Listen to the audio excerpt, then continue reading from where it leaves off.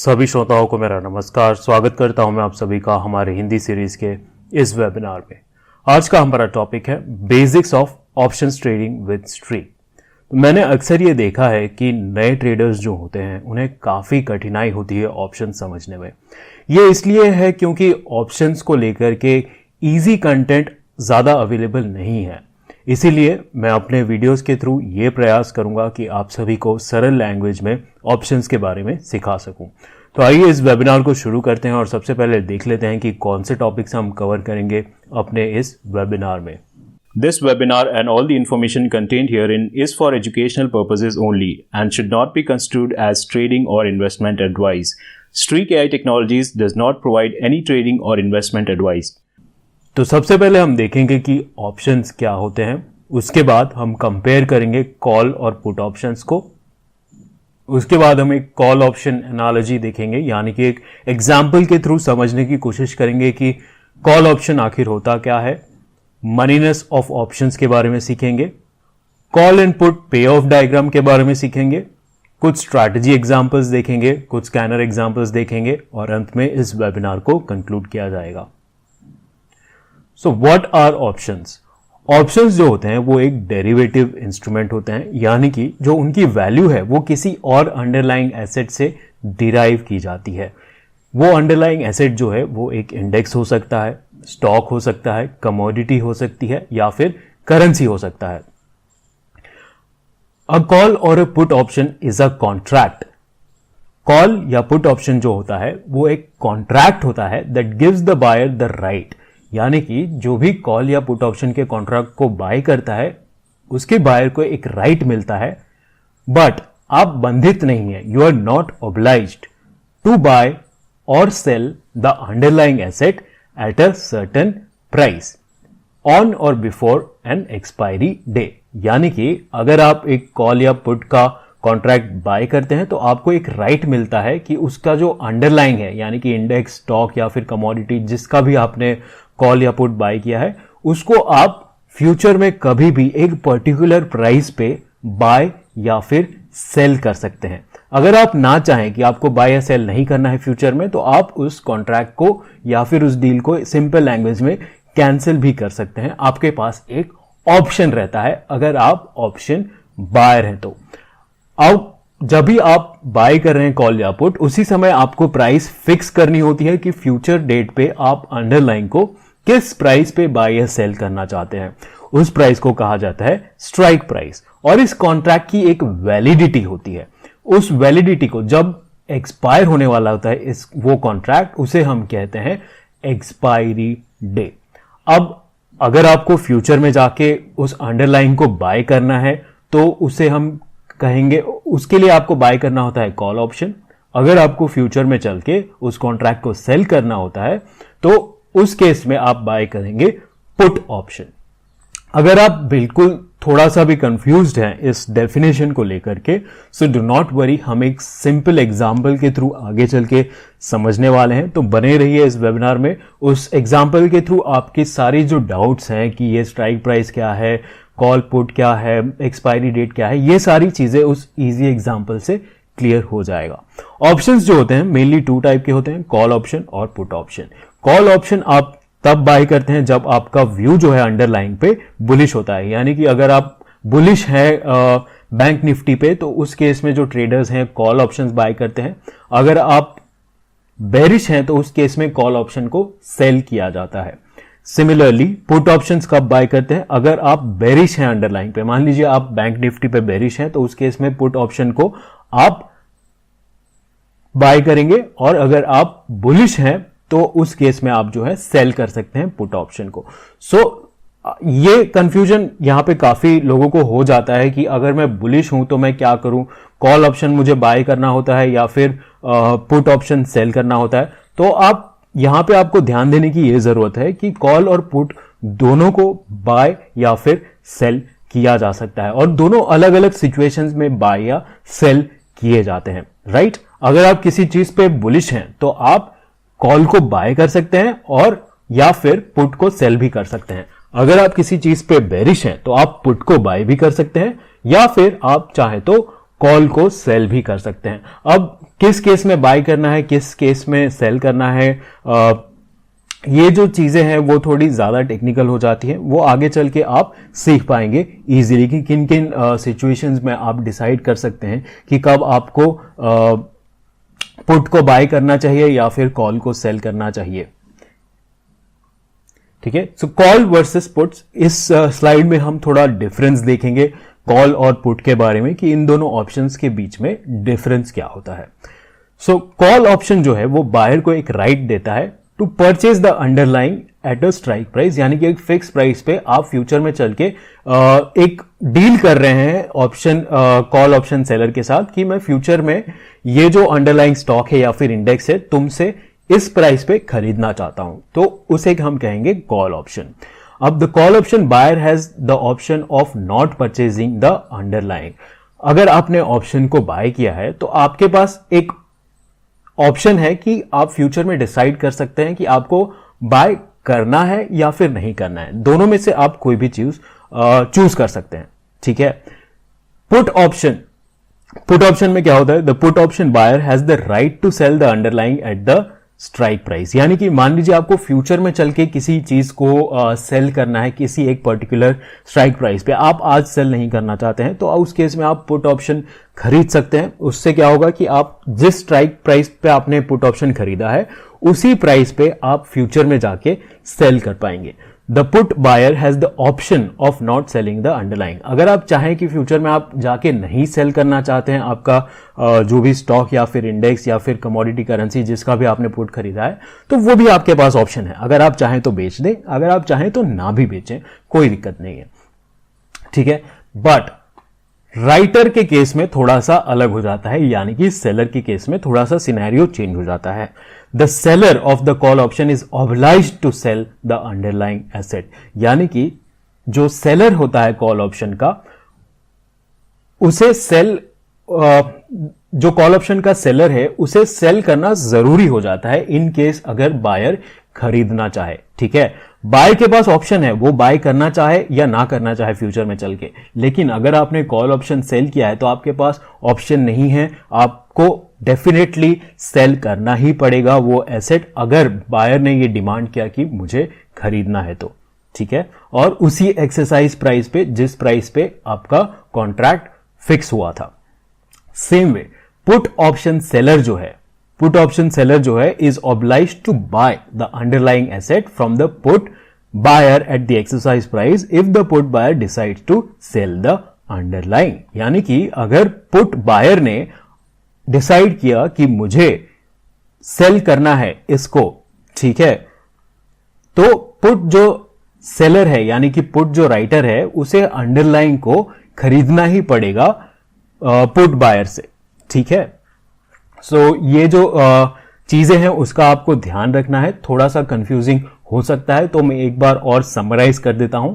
जो call buyer होता है उसके पास ऑप्शन होता है फ्यूचर में चल के बाय करने का। ठीक है, जो कॉल सेलर होता है उसके पास ऑप्शन नहीं होता है, बट उसे डेफिनेटली सेल करना पड़ेगा इन केस कॉल बायर ने डिसाइड किया कि उसे आगे चल के उस अंडरलाइंग एसेट को बाय करना है। ठीक है, पुट के केस में क्या होता है, अगर आप पुट बायर हैं तो आपके पास राइट है, ऑप्शन है उस एसेट को फ्यूचर में चल के सेल करने का, बट एक पुट सेलर के पास ऑप्शन नहीं है, he is obliged to buy the underlying asset in the future from the put buyer, यानी कि अगर पुट का बायर डिसाइड करता है कि उसे सेल करना ही करना है तो पुट सेलर को उस अंडरलाइंग स्टॉक को बाय करना ही पड़ेगा।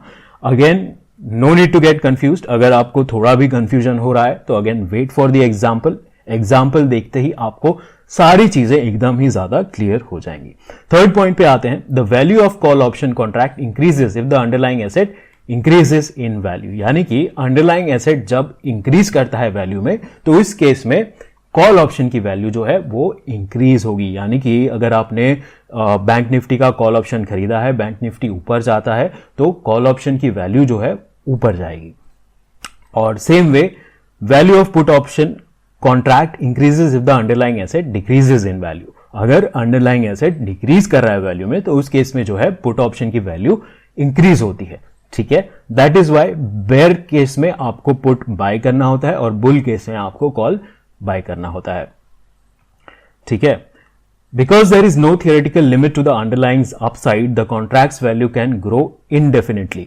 यानी कि अब किसी भी एसेट का, किसी भी स्टॉक का या इंडेक्स का कोई अपर लिमिट तो है नहीं कि वो इतने ही लेवल तक राइज कर सकता है, राइट। एक स्टॉक जो है थियोरेटिकली किसी भी वैल्यू तक राइज कर सकता है, इनफिनाइट अमाउंट तक राइज कर सकता है। इसीलिए जो कॉल ऑप्शन है वो भी, उसका भी प्राइस जो है इनफिनाइट राइज कर सकता है। बट फॉल के केस में ऐसा नहीं है, एक लिमिट होता है, 0 तक ही प्राइस जा सकती है, 0 से नीचे किसी भी एसेट की प्राइस नहीं जाती है। इसीलिए जो पुट ऑप्शन का जो अपसाइड पोटेंशियल है वो लिमिटेड होता है।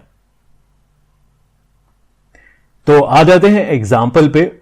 इस एग्जाम्पल में हम समझेंगे कि कॉल ऑप्शन को हम एक रियल लाइफ एग्जाम्पल से कैसे कंपेयर कर सकते हैं। तो मान लीजिए कि आपने अपने लोकेलिटी में एक शॉप देखा हुआ है और आपको एक न्यूज मिली है कि उस शॉप के जस्ट सामने एक मेन रोड कंस्ट्रक्ट होने वाला है। तो डेफिनेटली जब एक मेन रोड कंस्ट्रक्ट होगा तो वहां से काफी ज्यादा ट्रैफिक गुजरेगा और उस ट्रैफिक के कारण फुटफॉल बढ़ेगा, तो इस शॉप का जो प्राइस है वो भी काफी ज्यादा एप्रिशिएट करेगा। बट आपको श्योर नहीं है, ये बस आपको एक न्यूज मिली है कि कंस्ट्रक्ट होने वाला है, but you are not sure कि होगा या नहीं होगा। और फिलहाल आपके पास पूरे पैसे भी नहीं है इस शॉप को खरीदने के लिए, बट आप इंटरेस्टेड हैं इस डील में। तो आप क्या करते हैं, प्रॉपर्टी डीलर के पास जाते हैं, उसे आप कहते हैं कि I want to purchase that shop, the price right now looks very reasonable. यानी कि मुझे ये शॉप खरीदना है और प्राइस जो है वो भी काफी रीजनेबल है, बट मेरे पास इस समय पूरा अमाउंट नहीं है आपको पे करने के लिए। तो डीलर कहता है कि sure sir, here's a deal for you. जो डीलर है वो आपके लिए एक डील बनाता है या फिर एक कॉन्ट्रैक्ट बनाता है। वो आपको कहता है कि आप जो है एक 50,000 का डिपॉजिट दे दीजिए इस डील को लॉक करने के लिए, नॉन रिफंडेबल डिपॉजिट, ठीक है। और हम एक प्राइस फिक्स कर लेते हैं 50 लाख रुपीस, जो कि इसका आज मार्केट प्राइस चल रहा है, या फिर जो भी इन दोनों बायर्स को, सेलर्स को सही लग रहा है, इन दोनों पार्टीज को जो भी प्राइस सही लग रहा है उस प्राइस को इन्होंने फिक्स किया है। For example 50 lakh rupees. 50 lakh rupees पे आप जाके फ्यूचर में मुझसे ये शॉप खरीद सकते हैं और इस डील को लॉक करने के लिए आप बस एक नॉन रिफंडेबल डिपॉजिट मुझे 50,000 का दे दीजिए। बाद में आप 6 महीने के बाद फुल अमाउंट पे करके इस शॉप को रख सकते हैं, ठीक है। थर्ड क्लॉज क्या है कॉन्ट्रैक्ट का, you may decide to call off the deal but I will keep the deposit. अगर आप चाहें फ्यूचर में कि मैं ये शॉप नहीं खरीदना आप ये शॉप नहीं खरीदना चाहते हैं तो ठीक है, कोई बात नहीं, लेकिन उस केस में आपका डिपॉजिट जो है वो मैं रख लूंगा, वो रिफंड नहीं होगा। सो लास्ट फाइनल जो पॉइंट है कॉन्ट्रैक्ट में, only you can call off the this deal. यानी कि अगर आप चाहें तो ही इस डील को कैंसिल कर सकते हैं, मैं इस डील को कैंसिल नहीं कर सकता हूं, बिकॉज मैंने इस कॉन्ट्रैक्ट की फीस ली है और आपने जो है वो फीस पे की है। तो आपके पास ज्यादा राइट्स हैं, आपके पास राइट है, अगर आप चाहें तो इस कॉन्ट्रैक्ट को कैंसिल कर सकते हैं आगे चल के। मैं इस कॉन्ट्रैक्ट को कैंसिल नहीं कर सकता, राइट। सो इस केस में ये जो एग्जाम्पल है, ये सिंपलेस्ट एग्जाम्पल है एक कॉल ऑप्शन का। इसमें आपका प्रीमियम क्या हो गया, यानी कि ऑप्शन का प्राइस क्या हो गया, कॉन्ट्रैक्ट का प्राइस क्या हो गया, 50,000 रुपीज। 50,000 रुपीज में आपने इस डील में एंटर किया, यानी और ये, या फिर ये कह सकते हैं कि आपने इस कॉल ऑप्शन को खरीदा है, ठीक है। आपका स्ट्राइक प्राइस क्या है, 50 लाख रुपीज। आपका स्ट्राइक प्राइस 50 लाख रुपीज हो गया। स्ट्राइक प्राइस क्या होता है, जिस प्राइस पे आप फ्यूचर में उस अंडरलाइंग एसेट को यानी कि शॉप को खरीदना चाहते हैं। तो आपका स्ट्राइक प्राइस हो गया 50 लाख रुपीस, ठीक है। और एक्सपायरी डेट क्या हो गई, 6 मंथ्स। आज से 6 मंथ्स के बाद जो भी डेट है वो आपकी एक्सपायरी डेट हो गई। 6 मंथ्स के बाद जो डीलर है वो कहेगा कि आप 6 मंथ्स के अंदर ही इस डील को क्लोज कर दीजिए रिमेनिंग अमाउंट देकर। उसके बाद जो है ये कॉन्ट्रैक्ट वैलिड नहीं रहेगा। मैं डिपॉजिट तो रख ही लूंगा, बट उसके बाद ये कॉन्ट्रैक्ट वैलिड नहीं रहेगा, बिकॉज 6 मंथ्स के बाद डीलर को श्योर नहीं है कि मार्केट किस प्रकार का रहेगा। ही थिंक्स कि मे बी इस शॉप का प्राइस बहुत ज्यादा बढ़ जाए या कुछ हो जाए, ठीक है। तो वो एक लिमिट देता है कि 6 मंथ तक ही ये कॉन्ट्रैक्ट वैलिड रहेगा, जिसे हम कहेंगे एक्सपायरी डेट, ठीक है। You may decide to call off the deal, ये जो है वो ऑप्शन दे रहा है बायर को कि आप चाहें तो फ्यूचर में चाहे कैंसिल भी कर सकते हैं डील को, नो प्रॉब्लम, बट ये जो अमाउंट है, जो डिपॉजिट है, उसको मैं रख लूंगा। सो आई होप ये एग्जाम्पल को आप समझ चुके हैं क्लियरली। इसे ही हम कहते हैं कॉल ऑप्शन। ये एक बहुत ही बेसिक एग्जाम्पल है कॉल ऑप्शन कॉन्ट्रैक्ट का। इसमें कॉल ऑप्शन का बायर भी खुश है कि उसके पास अब बेसिकली शॉप खरीदने का राइट आ चुका है। अगर फ्यूचर में वो देखता है कि श्योरली यहाँ पे रोड कंस्ट्रक्ट होने वाला है, मेन रोड, तो वो जाके एग्जीक्यूट कर देगा कॉन्ट्रैक्ट को, रिमेनिंग 50 लाख रुपीस दे करके इस शॉप को खरीद लेगा, बिकॉज फ्यूचर में उसको पता है कि वैल्यू ज्यादा उसे मिलने वाली है 50 लाख रुपीस के कंपैरिजन में। ठीक है, अगर वो देखता है कि रोड नहीं बनने वाला है या फिर उसके पास फ्यूचर में जाके पूरा अमाउंट पे करने के पैसे नहीं है, तो वो डील को कैंसिल कर देगा और उसको लूज करने होंगे सिर्फ 50,000 रुपीज इन दैट केस। और डीलर को भी लगता है कि अगर ये डील आगे चल के कैंसिल भी हो सकती है, तो इन एनीवेज मुझे 50,000 रुपीज एज प्रॉफिट मिल ही रहा है और मुझे इस टाइम पे रीजनेबल लग रहा है कि 50 लाख रुपीज में अगर मैं ये बेच देता हूं नेक्स्ट 6 मंथ्स में, तो भी मुझे प्रॉफिट रहेगा इस शॉप को बेचने से। सो दोनों पार्टीज इसमें खुश हैं, अग्रीड हैं। ठीक है, moneyness of options, very important concept. Again मैं आप सभी को कहूंगा ध्यान दीजिए स्लाइड पे और समझ लीजिए मनीनेस ऑफ ऑप्शंस को। थोड़ा सा कॉम्प्लिकेटेड लगता है ये टॉपिक सुनने में, बट बिल्कुल भी कॉम्प्लिकेटेड नहीं है। मैं आपको एक बहुत ही इजी ट्रिक सिखाऊंगा जिससे आपको मनीनेस एकदम से याद रह जाएगी। अब इस टेबल में मैंने समराइज कर दिया है, एक यहां पे मैं दिखा दूंगा। सो अगर आपका स्ट्राइक प्राइस, जो भी आपने स्ट्राइक प्राइस चूज किया है आपके ऑप्शन का, अगर वो ज्यादा है अंडरलाइंग मार्केट प्राइस से, सो उस केस में जो कॉल ऑप्शन होता है वो आपका हो जाता है आउट ऑफ द मनी और पुट ऑप्शन हो जाता है इन द मनी। सिमिलरली आप बाकी दोनों सिनेरियोज भी चेक कर सकते हैं, लेकिन ये टेबल जो है थोड़ा सा कंफ्यूजिंग हो सकता है, इसीलिए मैंने ये डायग्राम यहां पे बना के रखा है जिससे आपको इजीली समझ में आ जाएगा और याद भी हो जाएगा। समझ आने के साथ साथ आपको याद भी हो जाएगा। सो मनीनेस एक्चुअली में होता क्या है, पहले उसका डेफिनेशन देख लेते हैं। Moneyness is a term used to describe the relationship between a derivative strike price and the price of the underlying asset. यानी कि एक रिलेशनशिप बताता है ये आपके स्ट्राइक प्राइस और अंडरलाइंग एसेट के मार्केट प्राइस के बीच में।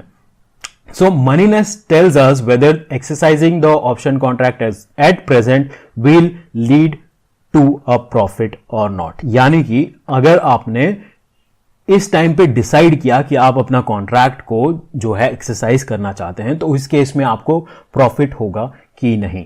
फॉर एग्जाम्पल लेके समझते हैं। मान लीजिए आपने 3-4 दिन पहले 15,800 रुपीज का कॉल ऑप्शन खरीदा था। ओके, 15,800 रुपीज का कॉल ऑप्शन खरीदा था और अभी जो मार्केट प्राइस है आपकी 16,000 रुपीज आ चुकी है। तो उस केस में अगर आप अपना कॉल ऑप्शन एग्जीक्यूट करते हैं तो आपको कॉल राइटर से, यानी कि कॉल सेलर से, आपके पास राइट है कि निफ्टी को आप खरीद सकते हैं 15,800 रुपीज में। तो अगर आपने एक्सरसाइज किया अपना उस पावर को, यानी कि उस कॉन्ट्रैक्ट को, तो आप 15,800 में खरीदेंगे और मार्केट प्राइस जो 16,000 रुपीज चल रहा है उसमें आप बेच करके 200 रुपीज का आपने प्रॉफिट बनाया। तो इस केस में अगर आप एग्जीक्यूट कर रहे हैं कॉन्ट्रैक्ट तो आपको प्रॉफिट हो रहा है। तो इस केस में कहेंगे जो कि कॉल ऑप्शन है वो इन द मनी है।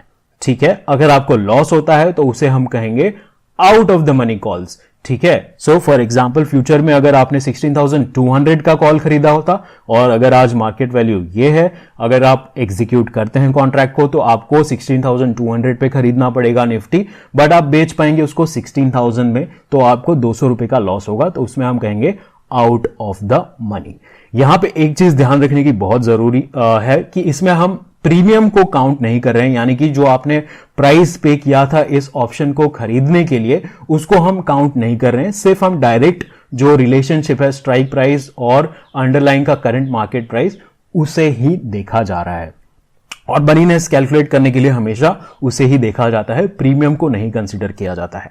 अब एट द मनी क्या होता है? एट द मनी बेसिकली जो सबसे पास है, यानी कि एग्जीक्यूट करंट मार्केट वैल्यू के सबसे पास जो कॉन्ट्रैक्ट है उसे हम एट द मनी कहते हैं। यानी कि अगर आपने उसे एग्जीक्यूट किया तो no profit and no loss होगा आपको। सो दोनों जो भी 16,000 के आसपास जो भी कॉन्ट्रैक्ट होंगे उसे हम कहते हैं, या फिर 16,000 का भी जो कॉन्ट्रैक्ट होगा उसे हम कहेंगे eight the money call put. ठीक है, अब इसे कैसे याद रखना है? सो आप इस नंबर लाइन को याद रख सकते हैं लेफ्ट टू राइट। सो यहां पे जो है ये करंट निफ्टी मार्केट प्राइस है, ठीक है। करंट प्राइस के लेफ्ट साइड जो भी स्ट्राइक प्राइसेस होते हैं उसमें जो भी कॉल्स होंगे वो इन द मनी होंगे, ठीक है। सो लेफ्ट साइड से आपको याद रखना है कि in the money call start होता है। बस आपको एक ही चीज याद रखनी है, इतनी सी, ठीक है। लेफ्ट साइड जो भी मेरा प्राइस है उसके नीचे जो भी स्ट्राइक है वो इन द मनी कॉल्स है, ठीक है। इतना आपने याद रख लिया। अब वो इन द मनी कॉल्स है तो पुट्स जो है वो उसका अपोजिट होंगे, that is out of the money, ठीक है। अब दूसरी साइड आ जाते हैं। करंट मार्केट प्राइस के ऊपर जो भी स्ट्राइक्स हैं, इन द मनी कॉल तो यहां पे हो गया लेफ्ट साइड पे, तो नेचुरली अगर इन the money call left side पे है तो राइट साइड पे क्या होगा? Calls out of the money हो जाएगा। और कॉल अगर आउट ऑफ द मनी है तो पुट जो है वो उसका अपोजिट हो जाएगा, that is in the money हो जाएगा, ठीक है। Very easy to remember. आप लेफ्ट साइड से याद रखना स्टार्ट कर सकते हैं। एक ही चीज याद रखना है, जो भी नीचे के स्ट्राइक्स है वो इन द मनी कॉल्स है। इतना आपने याद रख लिया, बाकी सारे अपने आप आ जाएंगे। इन द मनी कॉल्स, तो कॉल अगर इन द मनी है तो पुट जो है वो आउट ऑफ द मनी होगा, और दूसरी साइड अपोजिट हो जाएगा। जो कॉल्स है वो आउट ऑफ द मनी हो जाएंगे और जो पुट्स है वो इन द मनी हो जाएंगे। सो आई होप आप इस डायग्राम को समझ चुके हैं और आई होप आपके दिमाग में ये चीज फिक्स हो गई होगी। अब आपको आगे चल के मनीनेस में कोई कंफ्यूजन नहीं होगा। अगर आप चाहें तो एक बार और रिपीट करके भी इस चीज को सुन लीजिए, अच्छे से समझ लीजिए। और कोई भी डाउट आता है, लास्ट प्रीवियस स्लाइड्स में भी जो भी हमने डिस्कस किया था उनमें भी कोई भी अगर आपको डाउट आता है तो डेफिनेटली मुझे लिख के बताइए, कमेंट्स में लिख के बता सकते हैं, या फिर मैं अपना ईमेल आईडी शेयर कर देता हूं, support@street.tech। इस ईमेल आईडी पे आप लिख के हमें बता सकते हैं, हम आपकी सहायता जरूर करेंगे। सो कॉल एंड पुट ऑप्शन पे ऑफ डायग्राम्स। सो पे ऑफ डायग्राम क्या होता है? बेसिकली पे ऑफ डायग्राम आपको यह बताता है कि आपने अगर कॉल या पुट खरीदा है तो एक्सपायरी डे पे आप प्रॉफिट बनाएंगे या फिर लॉस बनाएंगे, ठीक है। सो कैसे काम करता है एक एग्जांपल लेके मैं आपको बता देता हूं। लॉन्ग कॉल का पे ऑफ डायग्राम ये है, ठीक है। एक्स प्राइस जो है ये मेरा स्ट्राइक प्राइस है, मान लीजिए 16,000 ही ले लेते हैं, ठीक है। 16,000 पे मैंने निफ्टी को खरीदा है। 16,000 का निफ्टी कॉल ऑप्शन मैंने खरीदा है, मान लीजिए 100 रुपीज पे खरीदा है, ठीक है। सो ये जो गैप है वो हो गया आपका प्रीमियम जो आपने पे किया है, दैट इज 100 रुपीज, ठीक है। वाई जो है वो है आपका ब्रेक इवन, यहां पे मैंने मेंशन कर दिया हुआ है x is strike price, y is break even point. Break even point क्यों है ये? बेसिकली आपने 100 रुपीज दिया है, उसके बाद आपने ये परचेज किया है 16,000 का कॉल ऑप्शन, राइट। सो पहले आपको वो 100 रुपीज रिकवर करने पड़ेंगे, उसके बाद आपका जो प्रॉफिट है वो चालू होगा, करेक्ट। दैट इज वाई यहां पे ब्रेक इवन पॉइंट है, और ये गैप जो है 100 रुपीज का है। अगर निफ्टी इसके नीचे रहती है तो आपका मैक्सिमम लॉस जो है वो कैप्ड है, दैट इज 100 रुपीज। 100 रुपीज से ज्यादा आपको लॉस नहीं होगा। सो यहां पे मैं अगेन शॉप के एग्जांपल पे आ जाता हूं। मान लीजिए फ्यूचर में जो शॉप की वैल्यू है वो आप देख रहे हैं कि 50 लाख रुपीज से 40 लाख रुपीज आ चुकी है, तो आप इस डील को कैंसिल कर देंगे, राइट। आप नहीं चाहेंगे कि मैं जो मार्केट में वैल्यू इसकी 40 लाख चल रही है उसको मैं 50 लाख रुपीज में खरीदूं, ठीक है। तो उस केस में आपका मैक्सिमम लॉस क्या है? ओनली 50,000 रुपीज, दैट इज आपने जो प्रीमियम पे किया है कॉन्ट्रैक्ट के लिए वो। So that is what is being shown over here. ये जो है आपका प्रीमियम अमाउंट है, जो 100 रुपीज का एग्जाम्पल हमने लिया था वो आपको यहां पे दिखा रहा है कि मैक्सिमम लॉस जो है, निफ्टी कितना भी गिर जाए आपका जो मैक्सिमम लॉस है वो उतना ही रहेगा, दैट इज आपने जो प्रीमियम पे किया है। लेकिन आपका जो अपसाइड है वो अनलिमिटेड है, जितना ज्यादा ऊपर निफ्टी जाता जाएगा उतना ज्यादा आपका प्रॉफिट होता जाएगा। तो ये हो गया लॉन्ग कॉल। अब शॉर्ट कॉल में क्या होता है कि आपका जो प्रॉफिट पोटेंशियल है वो लिमिटेड है। आप शॉर्ट जब करते हैं या फिर कॉल ऑप्शन राइट करते हैं, राइटर कौन है? ये डीलर राइटर है, इसने यहां पे राइट किया हुआ है 50,000 रुपीज। तो 50,000 रुपीज वो रख सकता है अपने पास, ठीक है। 50,000 रुपीज वो रखेगा। अगर मार्केट प्राइस जो है इस चीज का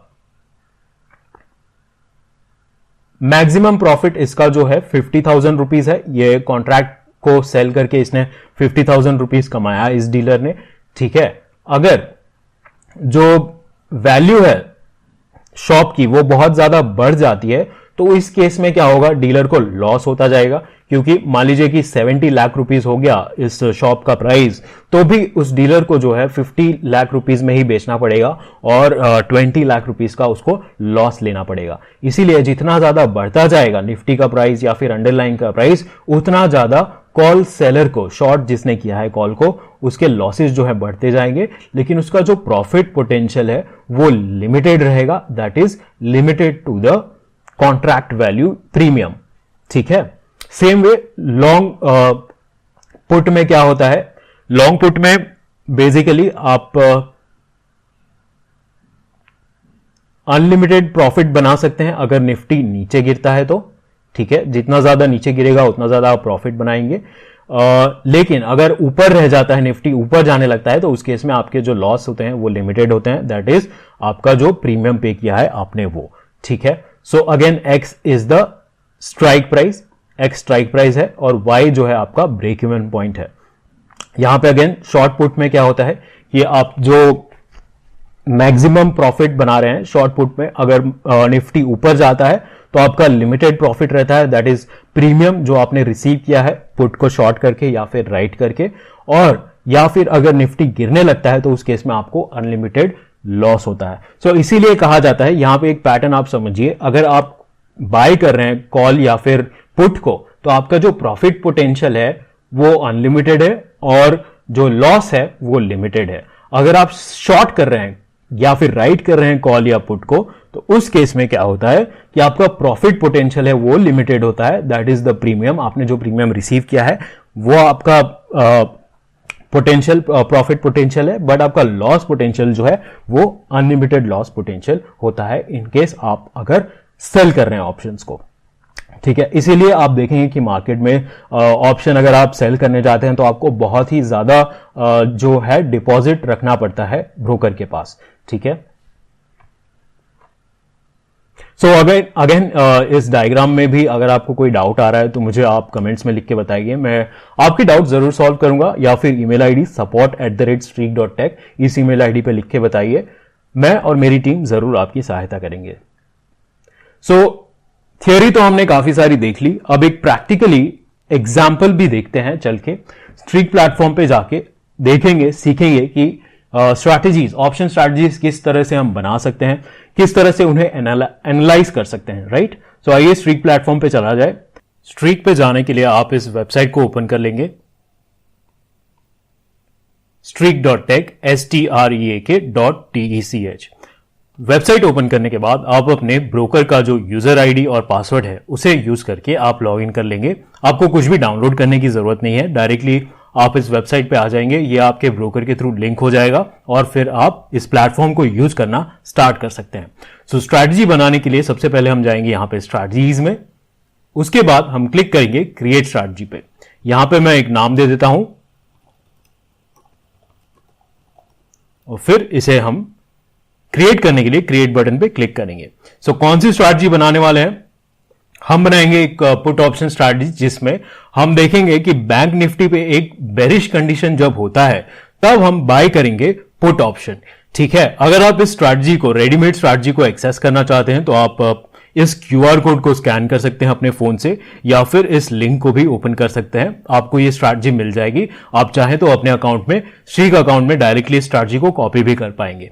अगर आप देखना चाहते हैं स्टेप बाय स्टेप कि किस प्रकार से स्ट्रैटेजीज बनाई जाती हैं, तो आइए चलते हैं स्ट्रीक प्लेटफॉर्म पे और ये स्ट्रैटेजी आप मेरे साथ बनाइए। ठीक है, सो सबसे पहले हम क्लिक करेंगे ऐड बटन पे, ताकि हम वो पुट ऑप्शंस ऐड कर पाए जिन्हें हमें ट्रेड करना है। सो यहां पे मैं टाइप करूंगा निफ्टी बैंक और यहां पे ऐड डायनेमिक कॉन्ट्रैक्ट पे क्लिक करूंगा। कॉन्ट्रैक्ट टाइप में मैं सिलेक्ट करूंगा put option, strikes offset from eight the money. मैं एट द मनी ऐड करना चाहता हूं फिलहाल, तो 0 रखूंगा, 0 मतलब एट द मनी। ठीक है, एक्सपायरी करंट, एक्सपायरी टाइप मैं मान लेता हूं वीकली ऑप्शन में ट्रेड करना चाहता हूं, वीकली यहां पे ले लेता हूं। एंड ऑर्डर टाइप, यानी कि आप इस पुट ऑप्शन को क्या करना चाहते हैं, बाय करना चाहते हैं या सेल करना चाहते हैं, वो ऑप्शन आप यहां पे सिलेक्ट कर लेंगे। मैं इस पुट ऑप्शन को बाय करना चाहूंगा तो मैं यहां पे लॉन्ग सिलेक्ट कर लेता हूं। ठीक है, ये सारे ऑप्शन करने के बाद आपको यहां पे चेंज फ्रीक्वेंसी दिख रहा है। दैट मींस चेंज फ्रीक्वेंसी क्या डिसाइड करता है कि आपका एट द मनी स्ट्राइक जो है वो किस हिसाब से सिलेक्ट होगा। अगर आपने यहां पे कैंडल सिलेक्ट किया है तो जिस कैंडल पे आपका सिग्नल जनरेट होता है उस कैंडल के क्लोज प्राइस को रेफरेंस में लिया जाएगा आपका eight the money strike select करने के लिए। अगर आपने यहां पे डे ओपन सिलेक्ट किया तो जो डे का ओपन प्राइस होता है उसे रेफरेंस में लिया जाएगा आपका जो है एट द मनी स्ट्राइक को सिलेक्ट करने के लिए। ठीक है, तो एक स्ट्राइक मैंने यहां पे ऐड कर दिया है, दो और स्ट्राइक हम ऐड करेंगे। यहां पे ऐड पे क्लिक करेंगे, put option in the money, दो strike above at the money यानी कि इन द मनी पुट हो जाएगा ये। Again current weekly candle long, क्योंकि हम बाय करना चाहते हैं इसीलिए यहां पे लॉन्ग सिलेक्ट करेंगे। एक और ऐड करेंगे, पुट ऑप्शन वीकली 4। ठीक है, अप्लाई चेंजेस पे मैं क्लिक कर दूंगा, डन पे क्लिक कर दूंगा। सारे मेरे कॉन्ट्रैक्ट्स यहां पे ऐड हो चुके हैं। सेकेंडली मैं यहां पे क्वांटिटी सिलेक्ट कर लेता हूं। मान लीजिए मैं 5 लॉट्स ट्रेड करना चाहता हूं, 5 सिलेक्ट कर लूंगा। कैंडल इंटरवल सिलेक्ट करेंगे आप, कौन से कैंडल इंटरवल पे आप स्ट्रैटेजी बनाना चाहते हैं। मैं 1 आवर पे बनाना चाहता हूं तो यहां पे 1 आवर रहने दूंगा। फिर यहां पे पोजीशन पूछ रहा है, बेसिकली आपने यहां पे ऑलरेडी डिफाइन कर दिया है राइट कि लॉन्ग जाना है, तो यहां पे आप जो भी सिलेक्ट करें फर्क नहीं पड़ता है। ये जो कॉन्ट्रैक्ट है वो लॉन्ग ही होंगे जब आपका सिग्नल जनरेट होता है तब। ठीक है, बट मैं क्या प्रीफर करता हूं कि स्ट्रैटेजी का जो व्यू है बुलिश या बेरिश, उस हिसाब से मैं यहां पे पोजीशन सेट कर दूं। तो मेरा व्यू जो है बेरिश के हिसाब से हम ये बना रहे हैं तो सेल यहां पे मैं सिलेक्ट कर दूंगा। अब हमें जो कंडीशंस हैं वो बैंक निफ्टी पे चेक करना है। बेसिकली स्ट्रैटेजी तो हमारी यही है ना कि बैंक निफ्टी जब बेरिश होता है तब हम इन पुट ऑप्शंस को बाय करना चाहते हैं। सो इस केस में यहां पे मैं सिंबल फंक्शन का इस्तेमाल करूंगा। सिंबल फंक्शन का क्यों? जो भी कंडीशन हम सिंबल फंक्शन के अंदर बनाएंगे ना वो बैंक निफ्टी पे चेक होगा। अगर हमने सिंबल फंक्शन का यूज किए बिना यहीं पे डायरेक्ट कंडीशन बनाना स्टार्ट कर दिया, आरएसआई या मूविंग एवरेज कुछ भी, तो ये जो इंडिकेटर है वो अप्लाई होगा इन पुट ऑप्शंस पे। बट हम तो पुट ऑप्शन पे नहीं इंडिकेटर अप्लाई करना चाहते हैं, हम चेक करना चाहते हैं ट्रेंड बैंक निफ्टी का। दैट इज वाई यहां पे मैं सिंबल डालूंगा, निफ्टी बैंक सिलेक्ट कर लूंगा, कंडीशन बनाना स्टार्ट करते हैं। DEMA 9 crosses below DEMA 21। एक और कंडीशन बना लेंगे, यहां पे क्लिक करूंगा और जो ये सेकेंड कंडीशन है वो भी हम बैंक निफ्टी पे ही बनाना चाहते हैं। So again I will type Nifty bank, यहां पे हम डालेंगे और क्लोज क्रॉसेस बिलो DEMA 21। यानी कि मैं कब बाय करना चाहता हूं पुट ऑप्शन, जब DEMA 9 क्रॉस बिलो करे DEMA 21 के बैंक निफ्टी के ऊपर, या फिर जो बैंक निफ्टी का क्लोज है 1 आवर का क्लोज वो क्रॉसेस बिलो हो जाए DEMA 21 के, तब मैं ये पुट ऑप्शंस को बाय करना चाहता हूं। ठीक है, यहां पे एग्जिट कंडीशन डाल देते हैं। सो एग्जिट मैं यहां पे पॉइंट्स ले लेता हूं TPSL टाइप का और यहां पे एक बड़ा नंबर प्रोवाइड कर देता हूं बिकॉज मैं स्टॉप लॉस और टारगेट के हिसाब से एग्जिट नहीं करना चाहता हूं। मैं डायरेक्टली से स्क्वायर ऑफ के लिए रखूंगा। दैट इज वाई यहां पे होल्डिंग टाइप आप जो देख रहे हैं MIS सिलेक्टेड है। MIS मतलब आपका at the end of the day square of हो जाएगा पोजीशन। ठीक है, सो आइए एक बार सारी चीजें चेक कर लेते हैं। यहां पे हमने कॉन्ट्रैक्ट्स डाल दिए हैं, यहां पे कंडीशंस, टाइम फ्रेम, क्वांटिटी सही से डाल दी है। अब हम फाइनली इस बैक टेस्ट को रन करने के लिए रेडी हैं, तो मैं क्लिक करूंगा सेव एंड बैक टेस्ट पे। हमारा बैक टेस्ट यहां पे रन होने लगा है। कुछ ही समय में हमें रिजल्ट भी यहां पे देखने के लिए मिल जाना चाहिए।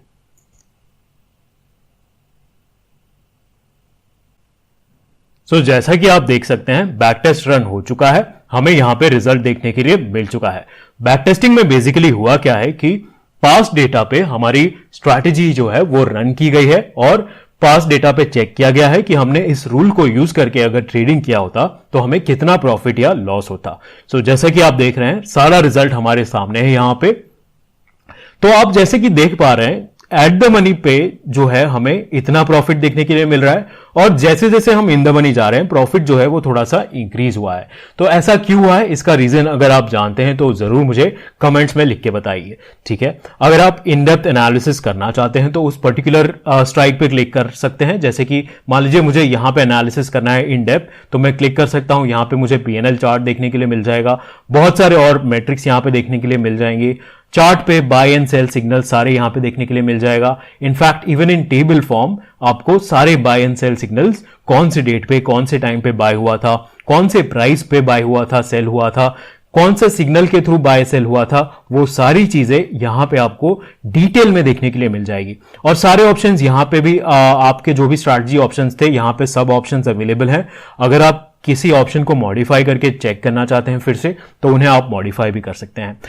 एक बार आप श्योर हैं, मान लीजिए आपने बैक टेस्ट किया, आप श्योर हैं कि इसे आप ट्रेड करना चाहते हैं, तो उस केस में आप डिप्लॉय बटन पे क्लिक करेंगे। यहां पे दो ऑप्शन आपको मिलेंगे। अगर आप चाहें तो पेपर ट्रेड करके लाइव मार्केट में भी टेस्ट कर सकते हैं।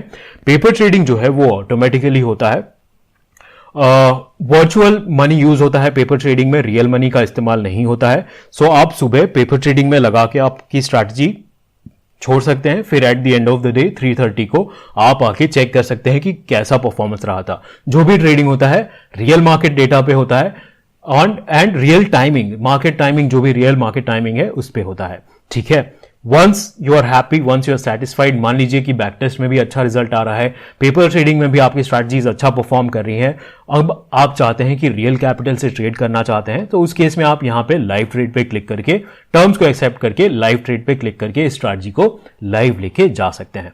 अगर आप इस स्ट्रैटेजी को शेयर करना चाहते हैं अपने फैमिली या फ्रेंड्स के साथ, तो उस केस में यहां पे शेयर बटन भी दिया हुआ है, आप अपने फैमिली और फ्रेंड्स के साथ इस स्ट्रैटेजी को शेयर भी कर सकते हैं। सो ये हो गई हमारी स्ट्रैटेजी। अब सीख लेते हैं ऑप्शन प्राइसिंग एंड ग्रीक के बारे में। सो फ्री मार्केट में जो ऑप्शन कॉन्ट्रैक्ट्स हैं उनका प्राइस जो है वो तो मार्केट ही डिसाइड करती है ट्रेडिंग के थ्रू। फॉर एग्जांपल यहां पे इस कॉन्ट्रैक्ट का जो वैल्यू है 50,000 रुपीज है, वो कैसे डिसाइड हुआ था, दोनों के म्यूचुअल अग्रीमेंट के थ्रू डिसाइड हुआ था।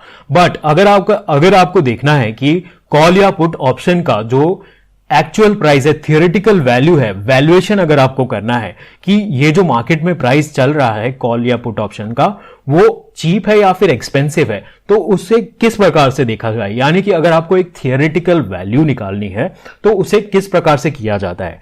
बेसिकली उस चीज को करने के लिए मॉडल्स अवेलेबल हैं, यानी कि मैथमेटिकल फॉर्मूलाज, कैलकुलेशंस पहले से ही बनाए हुए हैं काफी सारे मॉडल्स। उस मॉडल में जनरली ये सारे इनपुट होते हैं। मॉडल आपको मांगेगा कि आप स्ट्राइक प्राइस बताइए, स्पॉट प्राइस बताइए, इंप्लाइड वोलेटिलिटी क्या है, कितना टाइम टू एक्सपायरी है, इंटरेस्ट रेट क्या है, डिविडेंड क्या है। उसके बाद ये सारी चीजें आप मॉडल में डालते हैं, कैलकुलेटर में डालते हैं। इसे आप कैलकुलेटर की तरह मान सकते हैं, ये सारे इनपुट्स हैं।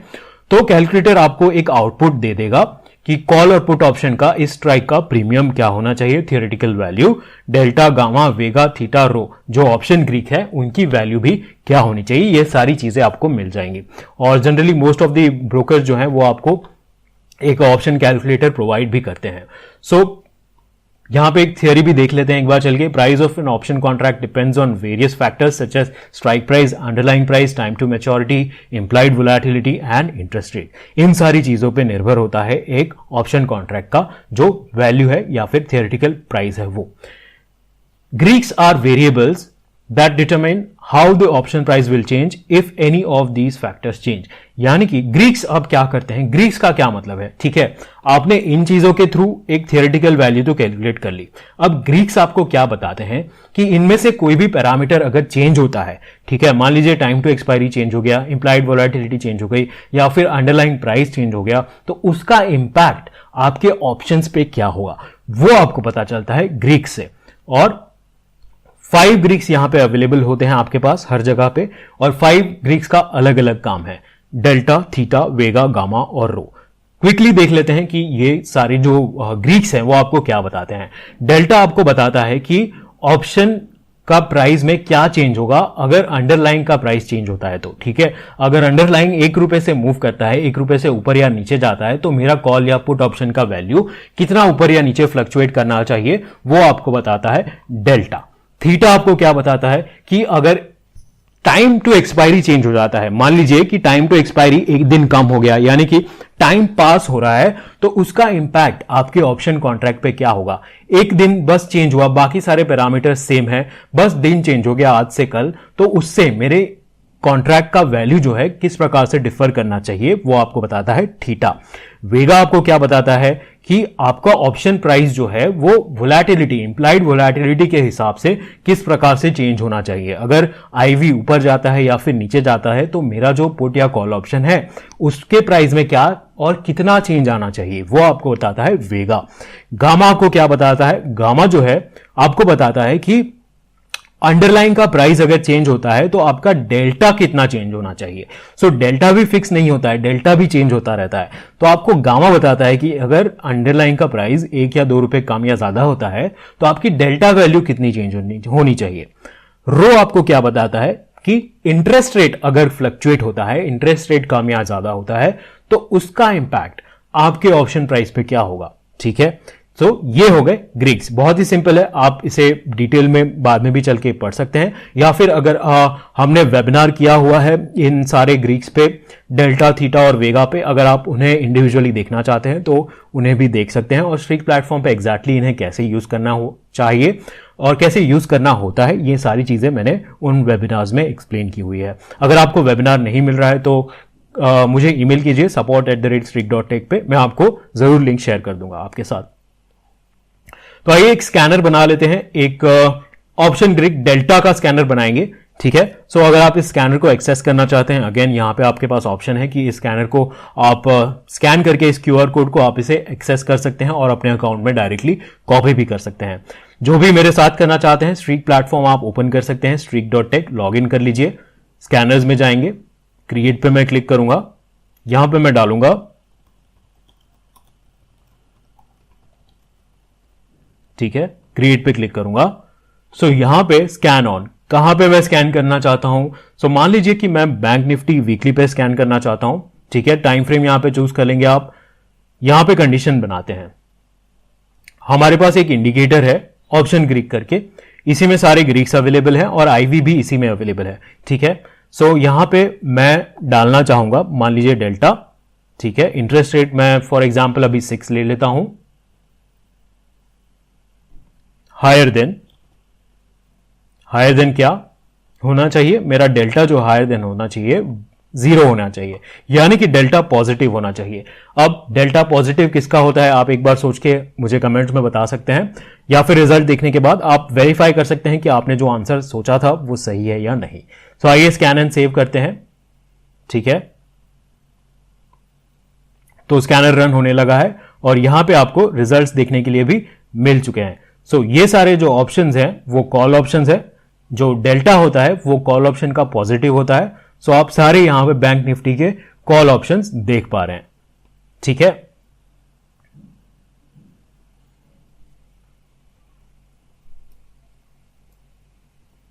स्ट्रैटेजी एग्जांपल 2, तो हमने एक पुट ऑप्शन की स्ट्रैटेजी तो बना ली, अब हम एक कॉल ऑप्शन की भी स्ट्रैटेजी बनाएंगे। मैं आपसे फिर से बता दूं कि अगर आप इस स्ट्रैटेजी को डायरेक्टली एक्सेस करना चाहते हैं तो इस क्यूआर कोड को स्कैन कर सकते हैं या फिर इस लिंक को ओपन कर सकते हैं। अगर आप चाहें मेरे साथ भी इस स्ट्रैटेजी को बना सकते हैं। सो आइए, अगर आपने ओपन कर लिया है स्कैन करके तो आप बस देख लीजिए स्टेप्स कि किस प्रकार से एक्चुअली इस स्ट्रैटेजी को बनाया गया है। सो अगेन हम जाएंगे स्ट्रैटेजीज में और हमने जो पुट ऑप्शन की स्ट्रैटेजी बनाई थी उसी का अपोजिट है ये स्ट्रैटेजी, तो मैं उसी में जाके इस स्ट्रैटेजी को कॉपी कर लूंगा ताकि हम जल्दी से इस स्ट्रैटेजी को भी बना पाए। सो यहां पे मैं कॉपी पे क्लिक करूंगा, एक नाम देके हम यहां पे कॉपी पे क्लिक करेंगे। सो वो स्ट्रैटेजी जो है यहां पे कॉपी हो चुकी है, इसी को हम एडिट करके अपना कॉल ऑप्शन वाला स्ट्रैटेजी भी बना लेंगे। सो यहां पे जो पुट ऑप्शंस है उन्हें हम निकाल देते हैं और कॉल को ऐड करेंगे। सो हमने एक इंडेक्स पे स्ट्रैटेजी बना ली है, अब जो सेकेंड स्ट्रैटेजी है हम एक स्टॉक पे बना के देख लेते हैं।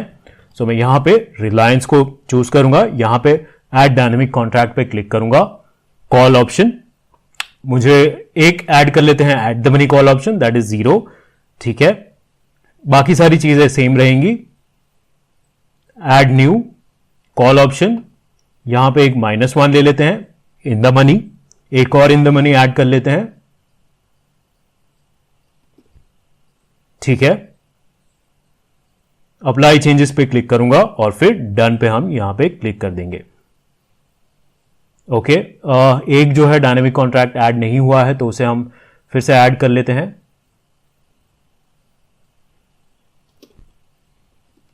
-2,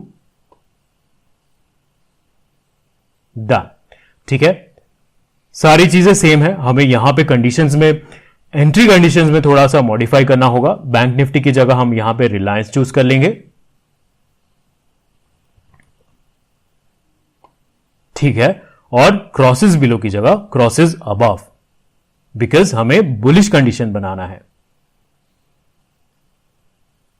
बाकी सारी चीजें सेम रहेंगी। अब हम सेव एंड बैक टेस्ट कर सकते हैं। एक बार मैं बस वेरीफाई कर लेता हूं, ये बुलिश स्ट्रैटेजी है तो यहां पे मैं पोजीशन को जस्ट बाय सिलेक्ट कर देता हूं, बट एनीवेज हमने यहां पे लॉन्ग सिलेक्ट किया हुआ है तो यहां पे मतलब नहीं है कि मैं सेल या फिर बाय सिलेक्ट करूं। मेरे जो कॉन्ट्रैक्ट्स है वो लॉन्ग ही होंगे, बिकॉज यहां पे जो हम सिलेक्ट करते हैं उसकी प्रायोरिटी ज्यादा होती है। तो आइए इस स्ट्रैटेजी को रन किया जाए। सेव एंड बैक टेस्ट पे क्लिक करेंगे हम। स्ट्रैटेजी जो है हमारा रन होने लगा है। कुछ ही समय में हमें यहां पे रिजल्ट्स भी देखने के लिए मिल जाएंगे। सो जैसा कि आप देख पा रहे हैं यहां पे हमें रिजल्ट देखने के लिए मिल चुका है। इस स्ट्रैटेजी को हमने पास डेटा पे रन किया और यहां पे हमने चेक किया कि हमने अगर एग्जीक्यूट किया होता इस स्ट्रैटेजी को तो हमें कितना पीएनएल देखने के लिए मिल सकता था। राइट, अगेन अगर आप इस स्ट्रैटेजी को ट्रेड करना चाहते हैं तो डिप्लॉय ऑल बटन पे जाके दो ऑप्शंस मैंने आपको बताए थे, पेपर ट्रेडिंग या लाइव ट्रेडिंग, उन दोनों में से कोई भी ऑप्शन आप चूज करके इसे ट्रेड कर सकते हैं इस स्ट्रैटेजी को। सो आइए एक और स्कैनर का एग्जांपल देख लेते हैं। आईवी स्कैनर, आईवी को लेकर के एक स्कैनर बनाएंगे। अगेन इस स्कैनर को अगर आप एक्सेस करना चाहते हैं तो डायरेक्टली स्कैन कर लीजिए। सो फिर से स्ट्रिक्ट प्लेटफॉर्म पे चलेंगे। मैं चलूंगा यहां पे स्कैनर्स पे, क्रिएट पे क्लिक करेंगे।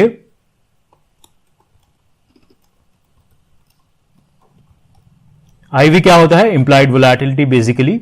सो मान लीजिए कि हमें वो स्ट्राइक्स को स्कैन करना है जिसमें जो आईवी है वो कंटिन्यूसली इंक्रीज कर रहा है लास्ट 3 कैंडल से। सो हम कैसे बना सकते हैं? आइए उस कंडीशन को जल्दी से बना लेते हैं। यहां पे फर्स्ट ऑफ ऑल मैं चूज कर लूंगा let's say Nifty options current, that is monthly contracts. ठीक है, और यहां पे टाइम फ्रेम ले लेता हूं मैं 1 आवर का। यहां पे हम डालेंगे पीरियड मीन फंक्शन, यहां पे डालेंगे 3 ग्रीक्स 9 फॉर एन एग्जाम्पल, 6 ले लेता हूं मैं। यहां पे डालेंगे माइनस,